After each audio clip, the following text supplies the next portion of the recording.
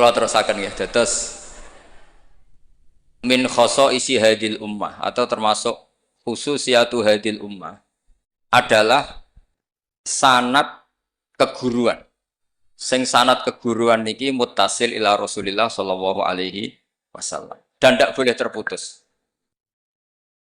Sekali terputus, maka status atau identitas guru-guru kita itu akan hilang. Kenapa? Karena ada syaukah, ada kekuasaan yang menghilangkan itu. Saya berkali-kali cerita, di Quran itu wonten ayat sing agak unik, pemahamannya agak unik. Gini ku ayat, maka na Ibrahimu Yahudiya wala Nasrani. Ibrahim itu yora Yahudi, yora Nasrani. Itu saya tidak akan bosan-bosan nyampaikan itu. Niku boten sifatu madhin tapi sifatu roddin. Bukan madh, bukan muji. Terus padha karo muni Gus Bah iku ya ora maling, ya ora bajingan, ya ora lucu. Dan Nabi Ibrahim mau digelari pangeran ya ora Yahudi, ya ora napa? Nasrani. Itu memang benar-benar aneh. Kenapa itu terjadi? Karena ada zuriyah Nabi Ibrahim yang bernama Yahuda. Ini Yahuda bin Yakub bin Ishak bin Ibrahim. Kemudian Yahuda ini menjadi satu entitas, satu entitas atau satu komunitas atau bahkan satu agama yang akhirnya dikenal oleh Yahudiyah. Berhubung anak putune Yahudi, wong bayangno Ibrahim nggih napa? Yahudi. Karena Ibrahim itu manggon teng kawasan Bethlehem, teng Hebron, dan di situ sekarang jadi komunitas Nasrani. Orang juga menganggap Ibrahim itu napa? Nasrani.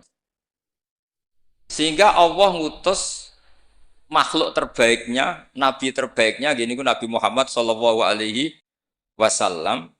Terus Nabi Muhammad niki sing ngelurusno, nak Ibrahim iku boten Yahudi, nggih boten napa? Nasrani. Dan Nabi Muhammad mati-matian berjuang membawa tauhid, dan tauhid itu diatasnamakan millata abikum Ibrahim. Terus niki mengke dados perhatian sesarengan. Artinya gini, orang yang sudah meninggal niku sudah nggak bisa apa-apa. Berarti ini. Monggo Pak Marzuki.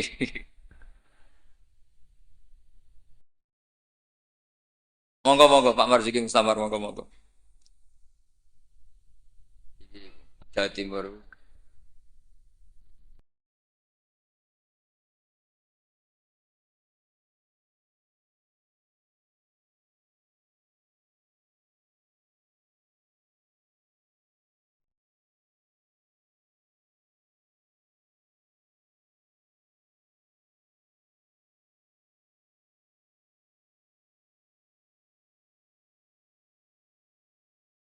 Monggo.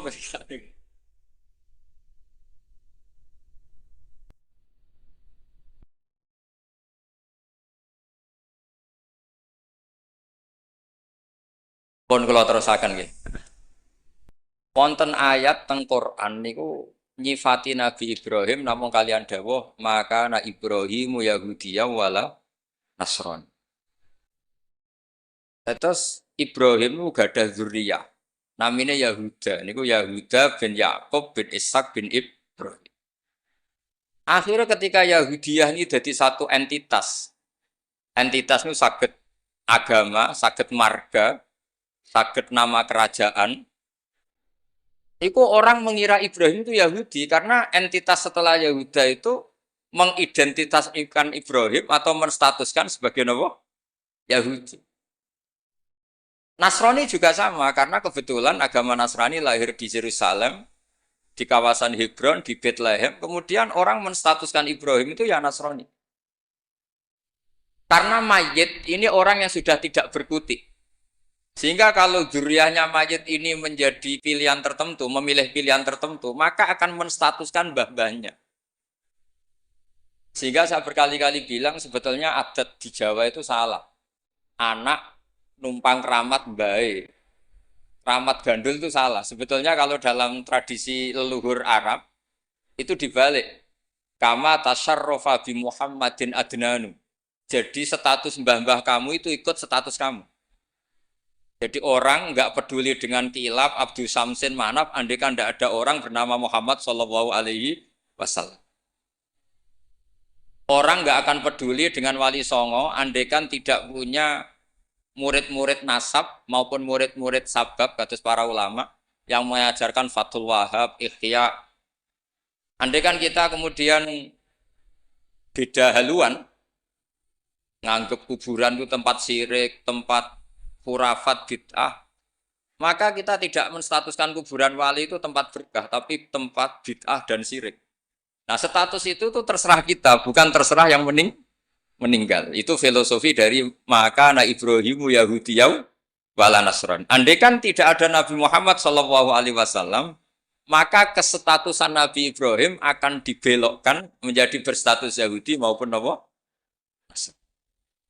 Maka kalau mau matur, min khoso isi hadil ummah adalah as-sanadul muttasil ila Rasulillah sallallahu alaihi wasallam. Sebab hanya dengan sanad itu kita bisa menjaga status guru kita, gurunya guru kita, gurunya guru kita ila Rasulillah sallallahu alaihi wasallam. Saya termasuk orang yang fanatik sanad. Saya muridnya Mbah Mun. Mbah Mun di antara gurunya tentu Mbah Karim Lirboyo. Beliau ngaji sama Mbah Hashim ngaji sama Syekhona Khalil ke Syekh Nawawi Banten. Atau Mbah Mun ngaji Mbah Karim, Mbah Hashim ngaji Syekh Mahfud Termas di Mekah, kemudian ngaji Said Abi Bakar Sato Sohibul I'ana. Saya dari gen saya piyambak, gak ada bapak kandung, hafal Quran, ngaji sama buyut saya dari ibu. Dan itu sampai buyut saya namanya Hafsah, itu binti Soleh. Binti Maksum dulu, binti Maksum bin Soleh. Soleh buyut saya itu gurunya Mbah Soleh Darat ketika beliau masih di Kudus, ngaji di Damaran. Pondok tertua di Kudus itu buyut-buyut saya di Damaran belakang makom. Jadi buyut saya kandung namanya Hafsah, punya anak namanya Sofia itu yang sampai saya, punya adik Badiah, jadi ibunya Ki Sahal. Terus Hafsah itu punya saudara, punya pernah bule, namanya Nyai Fadilah, itu di garwa Kiai Akil Sirat, yang jadi Pak Said Akil dan seterusnya. Saya cerita begini ini penting karena supaya kebenaran itu dzurriyatam ba'duha min ba'd. Sekali dzurriyah ini melenceng itu tidak harus ekstrim menjadi kafir, menjadi muslim, atau muslim menjadi kafir, tidak harus itu. Misalnya dari Sunni menjadi Wahabi, atau Sunni menjadi Syiah, atau Sunni senang ngaji menjadi Sunni tidak senang ngaji, itu juga sudah parah. Atau kiai yang dulu kagum anaknya bisa baca Ihya, kemudian kiainya kagum kalau anaknya punya Alfat, itu juga melenceng sama. Dari kiai yang bangga anaknya tawakal menjadi bangga melenceng. Jadi melenceng itu macam-macam, tidak harus ekstrim. Tapi efek dari melenceng itu adalah menstatuskan orang sing hanifah muslimah, yaitu Nabi Ibrahim, menjadi Yahudian atau Nasronian. Jadi kira-kira kalau ada muridnya Mbah Mun kok kedonyan, sebetulnya mental kapitalistiknya itu dia, mungkin nyifati Mbah Mun bahasa hal itu enak kiai gede, tamune akeh, duwe akeh, mesti seperti itu. Tapi kalau saya atau yang sejenis saya, enak duwe kiai Mbah Mun, saya pernah khatam Wahab dengan Mbah Mun, khatam Mahali sama Mbah Mun, Jampul Jamek sama Mbah Mun, nak moco enak, nak nerangno enak. Sampai kata ada kiai Madura itu nak moco kitab rapati iso. Tak tanya, teman saya, yang kiai ini teman saya, bukan semua kiai Madura yang teman saya. Kenapa kamu tidak bisa baca kitab? Yang kitab enak dibaca milik Mbah Mun, yang milik saya tidak enak, katanya. Sehingga dia punya cita-cita mau beli kitabnya Mbah Mun. Jadi dia tidak menyalahkan otaknya, tapi menyalahkan kitabnya. Setelah saya alim, saya sering baca kitab, katanya dia, kitab jenengan tak beli 10 juta, Gus. Asal saya bisa baca kayak jenengan. Khawatir saya masalah sanad itu, saya ulang lagi masalah sanad. Saya punya kitab banyak karangannya Mbah Hasyim Asy'ari, karena saya punya tulisan banyak tentang Mbah Hasyim. Mungkin bahkan yang belum didokumen oleh keluarganya. Karena Mbah Hasyim dulu teman akrab buyut saya, namanya Raden Fauzan. Fauzan itu bin Maksum. Itu ketika kitab-kitab dulu itu silih-silian, karena dulu beli kitab itu mahal.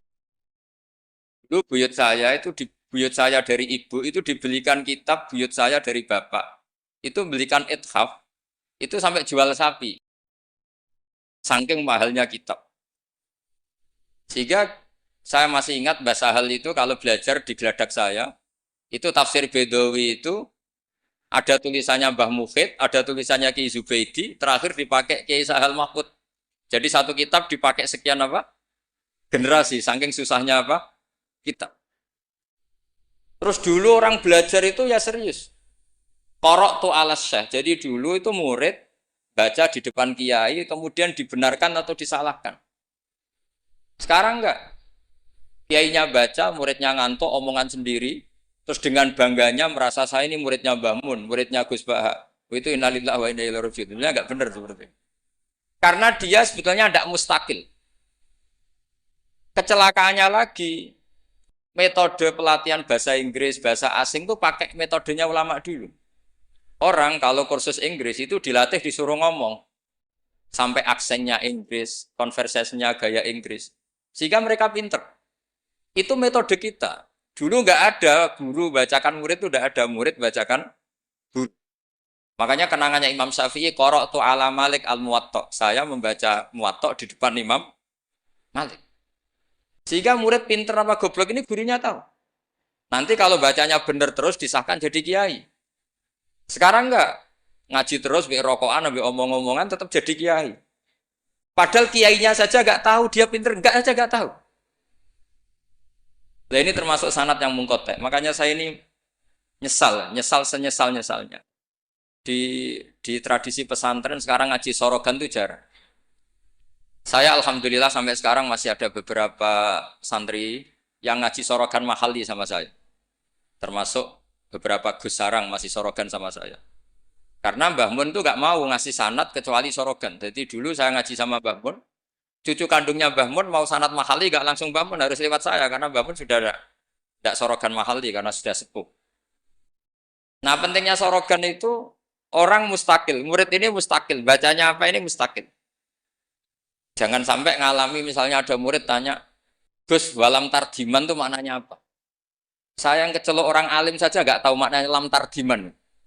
Setelah tak lihat ternyata di bab khed walam tarodaman, dia baca langsung lam tardiman. Ya bingung. Kok saya sampai apa? Madatul kalimah dari apa? Mustaknya apa? Soroknya. Akhirnya saya coba kitabnya tak lihat. Ternyata walam taro daman. Dia bacanya langsung lam tardiman. Itu banyak sekali. Nah makanya saya mohon lah di dukun ini orang-orang yang alim atau ustadz alim itu harus tetap ada tradisi ngaji sorogan. Terutama bagi khiyaru ahli, orang-orang pilihan. Dulu sahabat ngaji Rasulullah Quran itu ya sahabat yang baca. Dulu saya ngaji Quran, setor Quran min awali hatta akhiri, ya saya yang baca. Beberapa kali saya baca kitab di depan Mbah Mun, di depan Gus-Gus, di depan kiai-kiai saya. Dia kiai dulu itu tahu ini sudah alim, ini belum, ini setengah alim, ini setengah waras, ini tidak waras, itu tahu. Karena kelihatan sekali, tingkat naifnya itu kelihatan sekali. Misalnya ada anak baca misalnya begini. An Abdillahi bin Amrin. Itu gurunya pasti tahu. Locong kok Amrin ada wawunya, berarti benar. Misalnya An Abdillahi bin Umaro. Itu gurunya langsung tahu. Nah sekarang itu enggak. Murid itu hanya mendengarkan, sehingga kadang-kadang ada orang itu baca Ibnu Ubay bin Ka'ab. Itu dibaca Ibnu Abi. Anaknya bapak ini sunrak kowe, Cung. Jadi ini kecelakaan seperti ini enggak boleh terjadi. Ada lagi murid yang tanya gini, ini setengah pinter tapi ya setengah goblok. Saya pernah sorogan fikih ditanya, tidak boleh nikahi zaujatul ab. Saya ulang lagi ya. Wala tangkihu manakaha abaukum minan nisa illa matat salaf. tidak boleh menikahi istrinya bapak. Itu orang Jawa langsung protes, Gus, bojone bapak rak ibuku. Itu setengah pinter, setengah goblok. Setengah pinter karena di Jawa rata-rata orang itu istrinya satu. Artinya kalau bojone bapak, ya mesti ibunya dia. Tapi kalau dibaca di Arab, wong Arab bukan bojone papat, sing telu gonta-ganti sehingga bapaknya ini kadang pernah nikah sampai 10 orang. Paham ya? Orang Arab, mungkin orang Jawa Timur ya rodok Arab, banyak kiai yang istrinya ada satu kan.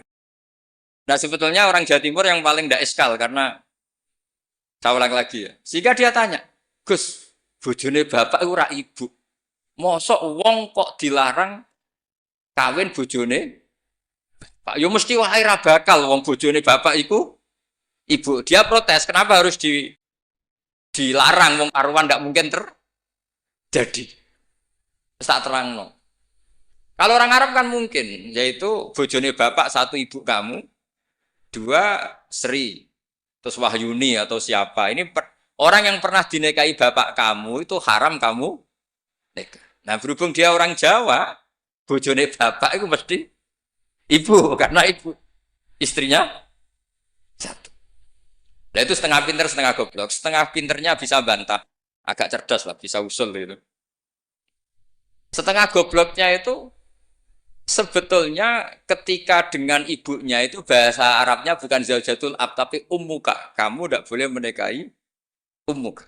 Jadi bukan dimasukkan zaujatu abik.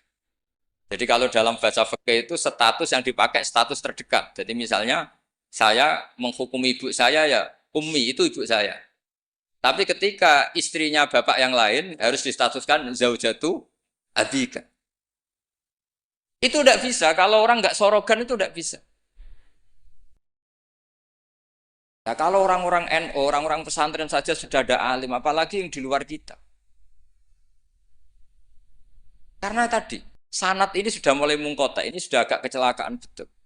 Dulu Imam Malik tuh ngaji di depan Imam Malik ngaji di depan Imam Zuhri. Ya sorogan. Imam Syafi'i ngaji di depan Imam Malik, baca muwatta, khatam benar semua. Terus Qad ana laka antuftiya, ana itu sudah saatnya kamu ifta. Karena membaca min awali hatta akhiri benar semua. Masih ngaji sama Sufyan bin Uyainah, masih ngaji sama Sufyan As-Sawri. Terakhir beliau ngaji sama Muhammad bin Hasan As-Syaibani di Irak. Itu semuanya yang baca Imam Syafi'i, sak logikanya. Terakhir dites begini Imam Syafi'i, sama sih. Saya termasuk sering baca kitab Risalatus Syafi'i. Saya sering baca kitab sering baca kitab Risalatus Syafi'i. Itu dites begini. Kata Sufyan As-Sawri, ya Aba Abdillah, kalau manggil Syafi'i itu Aba Abdillah, ma makna hadisi la tuharrikut tayra min makin natiha. Gurunya yang satu tidak baca makin natiha tapi min wakanati. Jangan gerakkan burung dari sangkarnya. Kalau sampai yang dibudai mesti jawab ini, kurang penggawean apa ngobrak-ngobrak manuk kan gitu. Tapi Imam Syafi'i dengan fasihnya menerangkan orang Arab itu kalau mau pergi itu tatoyur. Tatoyur itu pakai ukuran terbangnya burung. Nak digusah terbang ke kanan ila aimana berarti alamat baik. Kalau berterbang as'ama atau kaisaro berarti buruk.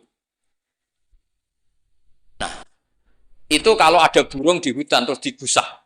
Kalau nggak ada burung di hutan, dia memang nyimpan burung, diletakkan di kurungan, tapi kurungannya dibuka terus diubrak. Terbangnya nganan, baik. Kalau ke kiri, buruk. Makanya disebut di Quran innama ta'irukum ma'akum inna tatoyarna bikum. Karena yang dipakai ukuran itu ta'ir. Ta'ir itu sesuatu yang terbang. Itu Imam Syafi'i langsung paham. Adatul Arab kalau mau pergi itu melihat terbangnya burung. Sehingga makna hadis la tuharrikut tayra min makin natiha, jangan mentaklekkan barokah tidaknya pergi berdasar terbangnya burung, tapi berdasar pergi kamu itu fi taatillah atau fi maksiat. Nangis gurunya. Padahal masih Imam Syafi'i umur 15 tahun. Wong kok pintere ngono. Makanya terus sampai dipuji-puji. Saya punya keyakinan kalau nanti fata min Quraisyin yamla'u tibaqal ardi ilman tuh kamu. Padahal Konteksnya hadis hanya gitu. Jangan gerakkan burung dari sang. Itu dulu mungkin. Orang alim sampai seperti itu mungkin. Karena ngajinya sorokan, mustakil. Saya beberapa kali dites Mbah Mun. Hak, coro kowe naib Indonesia itu fasek ta ora? Ora dijawab fasek ya rodok fasek untuk mel-melan terus. Nah dijawab fasek padha karo ngukumi nek kae wong Indonesia agak sah mergo waline napa? Nah, kalau pengalaman karena kalau sering ngaji sama Mbah Mun pengalaman.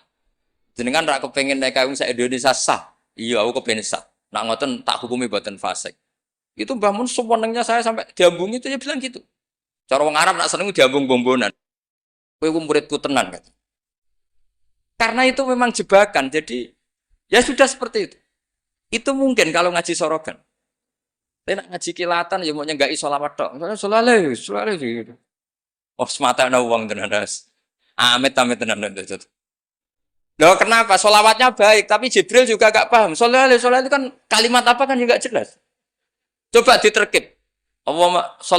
Nabi Muhammad sholli alaih. Sholli itu malah perintah. Berarti kiaimu sholli alaih. Berarti Pak Yai, kue semua itu sholawat kan gitu. Itu kalimat yang salah. Nah iya, waqala Rasulullah sallallahu alaihi wasallam. Terus muridnya muni sholli alaih. Berarti kan kalau dimaknani kan sholli maca sholawat sira Pak Kiai. Ali ngatasin, mohon jenengan mohon sing maca sholawat. Nah berhubung itu bahasa Arab, gak ketara salah kan gitu. Adat-adat ngono iku mareni gitu. Itu naib. Mestinya kan kalau Rasulullah sallallahu alaihi atau sholla alaih lah. Paling enggak ada domir mustatir yang kembali ke Allah. Nah kalau terus muridnya bilang apa?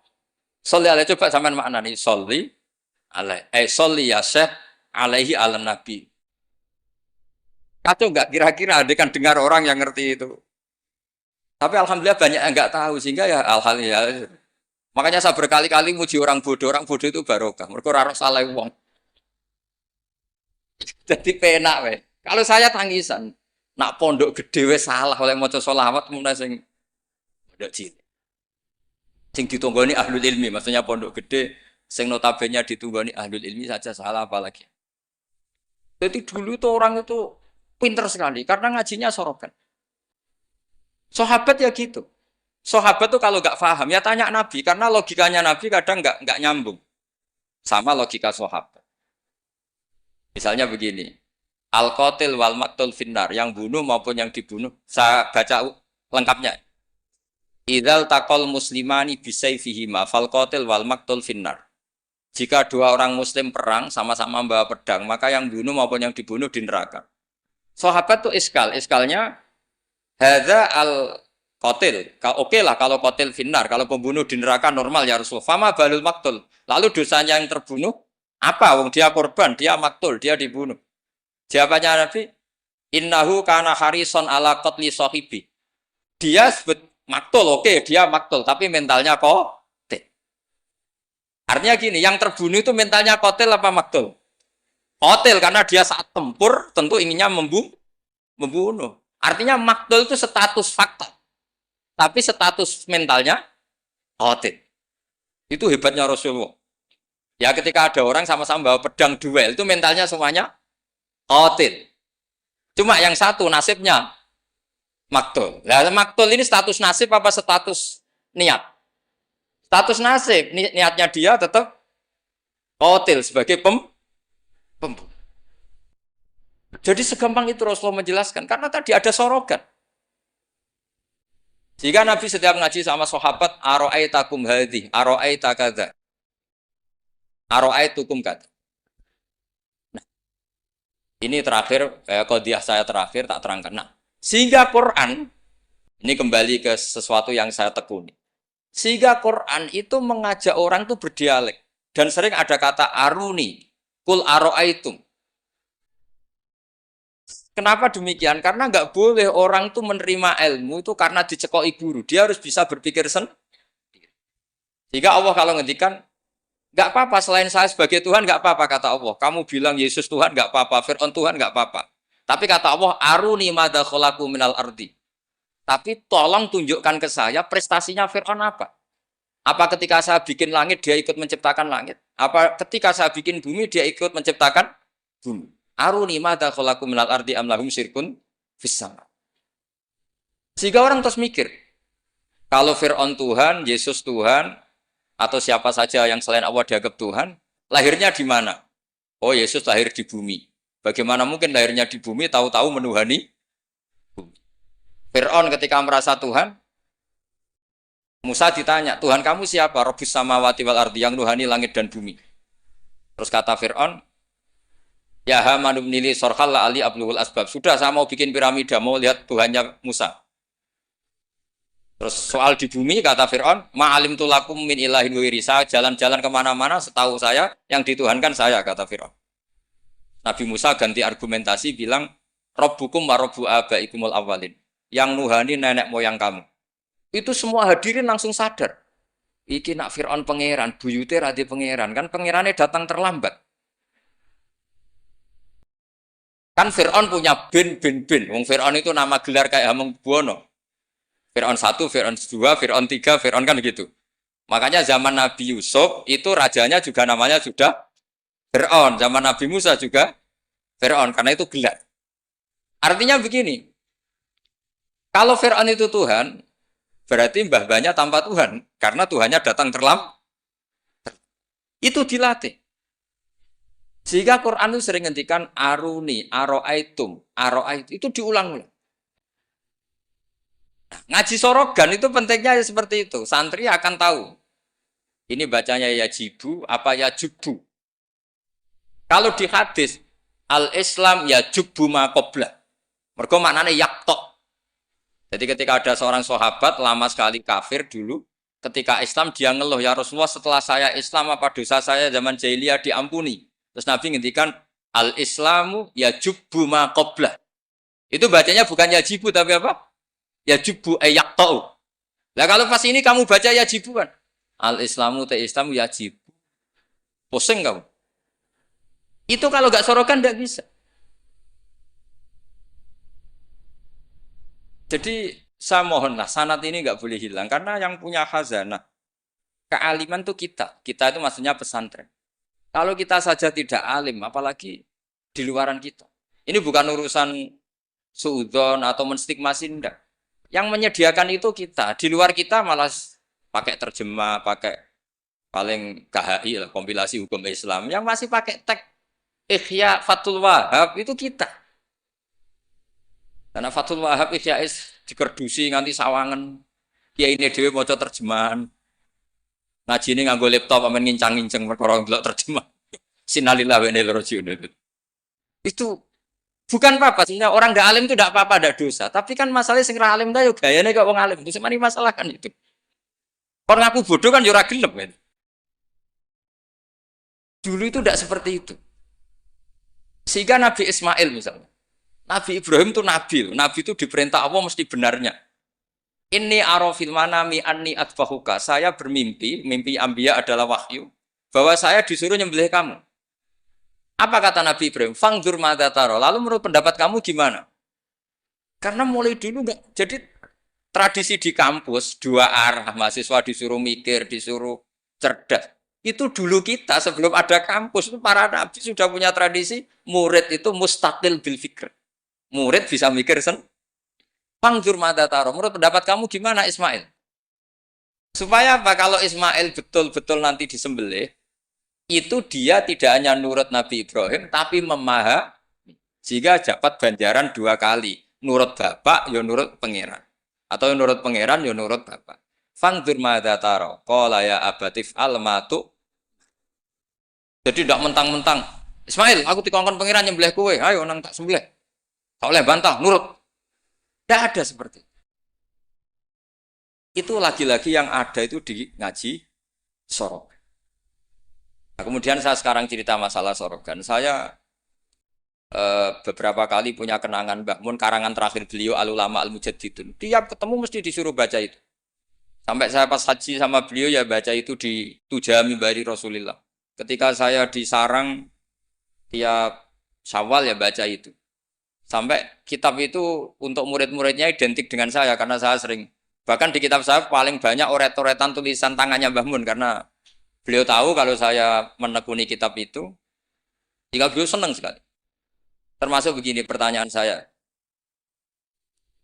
Menurut Imam Syafi'i, zakat zuhur itu kan hanya yang muqtad.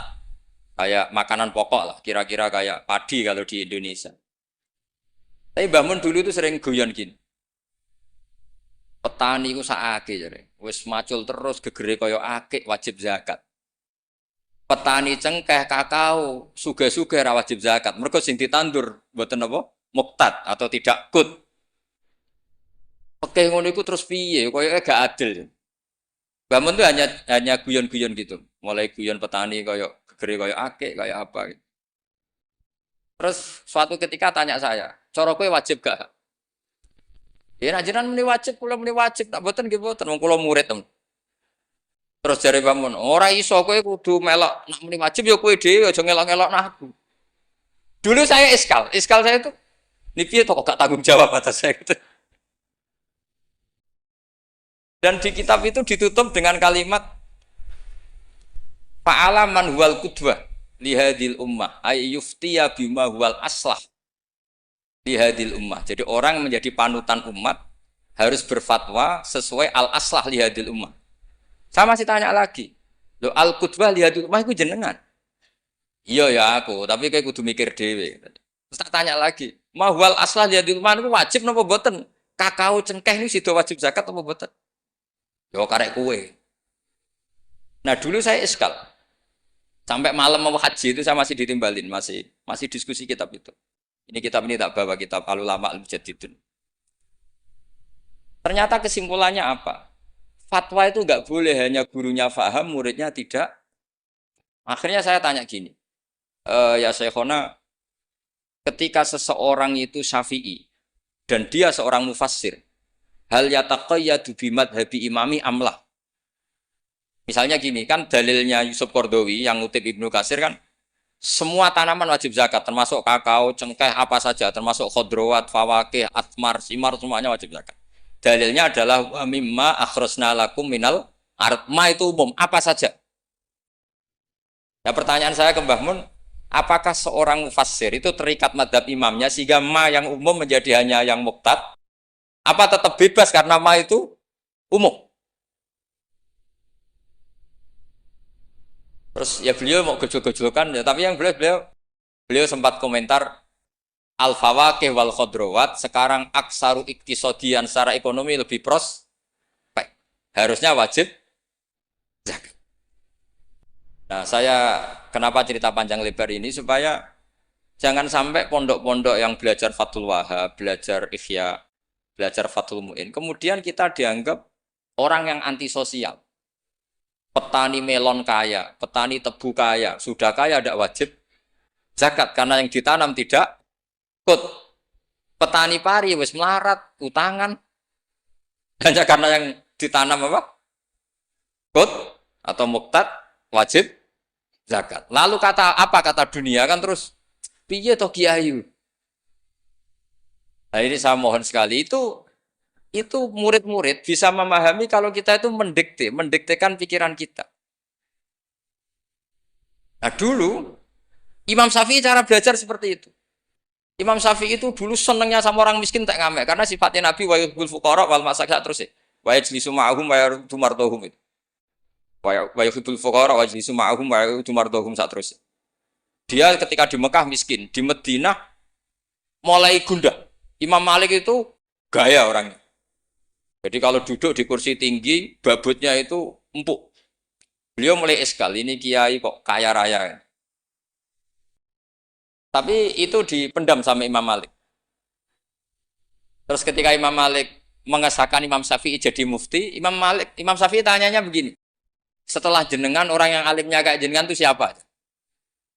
Dari Imam Malik. Sakjane Abu Hanifah, tapi orangnya mati. Orangnya sudah meninggal.